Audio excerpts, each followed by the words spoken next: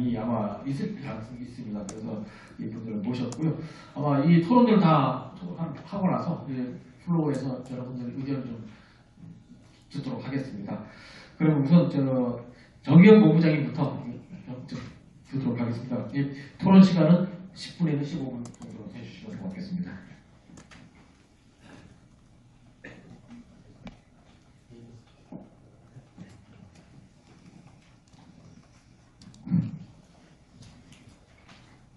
네, 감사합니다. 도시가스협회 정의용 상무입니다.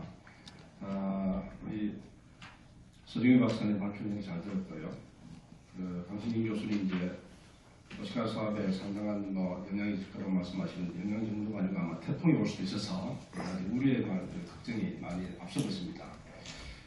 개별 원료비 제도를 도입해서 열 선택권을 보장하고 도입가를 낮추어서 국가 전체적으로 후생이 증대되는 사업이라고 하면 당연히 그 제도에 대해서는 전적으로 공감을 하고 참여를 해보겠습니다. 다만 여러 가지 약간 제도 시행에 있어서 예상되는 문제점도 있고 우려되는 점이 있기 때문에 거기에 대한 것들을 사전에 면밀히 검토를 하고 사전 예방적인 차원에서 연구가 되어야 되지 않을까 싶어서 몇 가지 말씀을 드리겠습니다. 첫 번째, 저희들 먼저 가스 쪽에서 봤을 때의 이 가스 산업 전체 체인에 전체 가스 밸류 체인을 높일 수 있는 측면에서 충분히 검토가 되어야 된다고 생각을 합니다. 변동비만 봐서는 안 될 것이고요. 가스 쪽은 도매 공급 비용도 상당히 영향을 미칠 수가 있습니다. 그래서 저희는 연구 내용 중에 도매 공급 비용이 안정하게 기여할 수 있다는 측면을 말씀을 하셨는데 저희도 거기에 대한 개량화가 좀 필요하고 연구가 좀 더 진행돼야 되지 않을까 싶어서 먼저 말씀을 드리고요. 두 번째, 시장 효율적인 측면에서는 두 가지를 먼저 말씀드릴 수가 있습니다. 첫 번째는 우리가 소위 악화가 영하를 부식한다는 그래서3.15 원칙이 나타날 수도 있고 또는 두 번째는 공기업에 무분별한 투자가 확대될 수 있는 AJ 효과가 나타날 수 있다 이렇게 생각을 합니다. 첫 번째 말씀은 지금 교수님 말씀하신 것처럼 계속해서 발전기의 효율로 가지고 돌아간다고 하면은 발전기의 효율성 내지는 도입가 가지고 결정을 한다고 하면은 도입가가 낮은 가격을 갖고 올 수 있는 발전소가 비록 효율이 낮은 발전소임에도 불구하고 고효율 발전기가 돌아가지 않고 저효율 발전기가 돌아갔을 때는 이런 문제점은 계속해서 그래서3.15 원칙이 적용될 수 있기 때문에 국가 경제적으로 매우 손실이 발생할 수 있다. 고효율 발전기는 가동 정지 상태에 있고요. 저효율 발전기가 도입가를 낮게 갖고 오기 때문에 계속 돌아갈 수 있는 그런 문제점은 충분히 노정될 수 있다 이렇게 생각합니다. 두 번째 AJ 효과 부분은 이런 개별 원료제의 편익이 크게 나타나지 않는다고 생각했을 때는 일단 우선적으로 발전 사업자가 고효율 발전기를 최대한 도입을 하고 향후에 개별 원료비 도입을 통해서 더더욱 시장을 확대해 나갈 수 있는 측면이 있습니다. 이렇게 되었을 때는 고효율 발전기가 방금 교수님 말씀하신 것처럼 아직 입증도 되지 않는 S클래스, G클래스 이런 발전기가 국내에 엄청나게 도입되고 그로 인해서 먼저 시장을 선점하고 이후에 개별 원료비까지도 확대해 나갈 수 있기 때문에 그런 문제점도 충분히 시장 효율을 저해할 수 있다 이렇게 생각합니다. 그 다음에 세 번째는 직도입의 편익이 과연 국민들, 소비자에게 얼만큼 혜택을 줄 수 있을 것인가에 대한 고민도 좀 해봐야 될 것입니다. 왜냐하면 이러한 방향들은 여러 가지 있을 수 있습니다만 예를 들면 저장설비, 가스공사의 저장설비 같은 경우에 상당한 부분 이미 소비자의 요구 회수되어서 이미 상당한 부분을 국민들이 부담을 했습니다.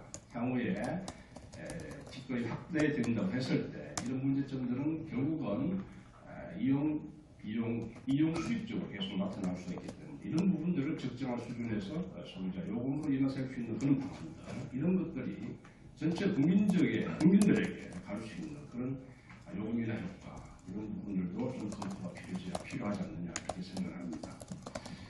그다음 네 번째는 개별 원료비 제도는 만약에 도입한다고 했을 때 오늘 수 박사님 발표하신 내용에 발전용이라고 한정하지는 않았을 것이라는 생각을 하고 있습니다. 이 부분은 대량 수요처에도 동일한 효과를 미치기 때문에 향후에 산업용 수요를 비롯해서 집단에는 중 모든 용도에 영향을 미칠 것이다 이렇게 생각을 하고 있습니다. 지금 현재 대량 수요차 같은 경우에 이미 울산 지역에서 산업체의 그러한 부분이 현상으로 나타나고 있습니다. 여러분 잘 아시는 것처럼 S4 같은 경우에 이미 작년에 직도입을 하고 있습니다. 도입을 하고 있는데 그 직도입의 그 물량이 기존 도시가스 물량하고 명확하게 구분이 되지 않습니다. 이미 작년 하반기 때 도시가스를 사용하던 물량이 전혀 사용하지 않고 공장은 정상적으로 가는 겁니다. 이것은 직도입 물량을 같은 설비에 연결해서 이미 사용하고 있다는 증명이 되겠습니다. 그래서 이런 부분들을 거정하고 명확히 할 수 있는 부분이 없습니다. 왜냐하면 공장 설비, 동일한 설비 안에서 이루어지고 있기 때문에 그러한 부분들을 외부에 있는 도시가스 회사가 그것을 판단할 수, 그것을 증명할 수 있는 정보가 부족하기 때문에 정보의 비대칭으로 인해서 이 물량이 기존 도시가스 물량이 직도인 물량인지 알 수가 없다는 것이죠. 그렇게 됐을 때는 대량 수요차가 대부분 빠져나갈 수가 있습니다. 여러분 잘 아시는 것처럼 도시가스 사업 10조의 구에는 직도인 물량에 대한 부분을 정의를 하고 있습니다. 산업설비의 신설, 정설 또는 연료 대체 부분으로 한정을 하고 있습니다만 신설, 정설, 연료 대체에 대한 명확한 세부 규정 내지는 규범이 현재 없습니다.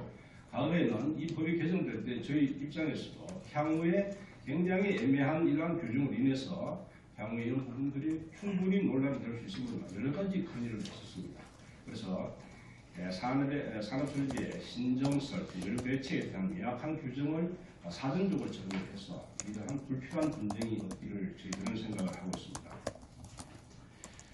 다섯 번째 가장 중요한 부분을 좀 말씀을 드리겠습니다. 저희 쪽에 생각할 수 있는 가장 우려되는 부분은 price discrimination, 즉 가격 차별에 대한 문제입니다. 가격 탄력성이 다른 두 개의 시장에서 독점 공급 사업자가 가격 탄력성에 따라서 시장을 구분해서 다른 가격을 정하는 것을 우리가 경제학에서 통상적으로 가격 차별을 하고 있습니다. 다시 말해서 이탈 가능성이 높은 가격 탄력성이 높은 발전 부분에 있어서는 전략적인 가격을 설정을 하고 포획 수요인 도시가스 부분에 대해서는 높은 가격을 설정을 한다고 하면 이렇게 됐을 때는 그 피해가 국민에게 대부분 민수용인 도시가스로 올 수 있는 문제점이 있습니다. 그래서 이 가격 탄력성에 대해서 시장을 구분해서 임의적으로 가격 차별을 할 경우에는 대책이 굉장히 구체적일 수가 없다. 왜냐하면 잘 아시는 것처럼 도입가에 대한 것은 가격 정보는 대부분 잘 나타나지 않습니다. 그래서 어떤 부분에 가격 차별을 했는지 알 수도 없는 부분입니다. 그래서 독점 사업자가 만약에 가격 차별을 한다고 하면은 탄력성이 높은 시장 계속해서 수요를 확보해 나가고 독점력을 고착화시키고 가격 탄력성이 거의 없고 거의 포획되어 있는 수요에 대해서는 높은 가격을 설정해서 이윤을 계속 창출해 나간다고 합니다. 독점 고착화 아울러서 이윤을 추가적으로 수익해 나가는 현 시장을 보수해 나가는 그런 문제점이 발생할 수 있습니다. 물론 저희는 공사가 그러한 문제점을 일으키지 아니라 생각합니다만 언제든지 그런 문제가 나타날 수 있는 요인이 생길 수가 있다. 그래서 이러한 것들은 아까 서 박사님 말씀하신 것처럼 일본의 가스 리폼이 될 때 사전적으로 그런 부분에 대한 규제 내지는 방어책을 준비를 한다고 했습니다. 그래서 그러한 부분들이 매우 중요하고 그렇게 되지 않았을 때는 일반 국민들이 개별 원료비 제도 도입으로 인해서 그런 문제점이 일반 소비자에게 전가될 수 있다. 그래서 저희는 생각할 때 어떠한 경우에도 개별 원료비 제도 도입을 인해서 이런 도시가스 부분에 전가되거나 부당한 이런 사례가 발생하지 않도록 사전적으로 연구가 충분히 되도록 좋겠다는 것을 말씀드립니다. 감사합니다.